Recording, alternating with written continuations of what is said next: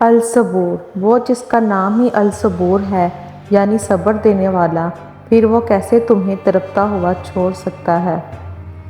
ہم سفر، زندگی گزارنے کے لیے ہم سفر کا تعلیم یافتہ ہونے سے بہتر تربیت یافتہ ہونا چاہیے۔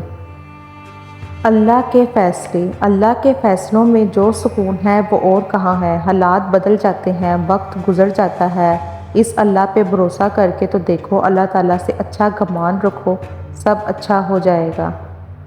تلخ حقیقت، ہمارے معاشرے میں بہت سی عورتیں سسرال والوں کے معیار پر پورا اترتے اترتے قبر میں اتر جاتی ہیں۔ حضرت علی رضی اللہ تعالیٰ عنہ، طوفان آنا بھی ضروری ہے زندگی میں، تاکہ پتہ چلے کون ہاتھ پکڑ کر بھاگ رہا ہے اور کون ہاتھ چھوڑ کر۔ حوا اور آدم، مرد دنیا پہ راج کرتے ہیں اور عورتیں مردوں کے دلوں پہ راج کرنے کے لیے پیدا ہوئی ہیں۔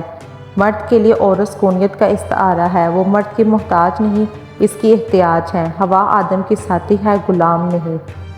مرد کی محبت، ضروری نہیں کہ ہر مرد ہی بے وفا ہو، کچھ اچھی ماؤں کے بیٹے بھی ہوتے ہیں جو عورت کو ہمیشہ اپنی عزت سمجھتے ہیں، ان سے وفا کرتے ہیں، سچی محبت کرتے ہیں اور اپنی محبت کے لیے سجدوں میں روتے بھی ہیں۔ عورت کی سوچ، عورت اور مرد کی سوچ میں یہ فرق ہے کہ مرد آنے والے کل کا بھی نہیں سوچتا اور عورت اس کے ساتھ جنت میں جانے تک کا سوچ لیتی ہے۔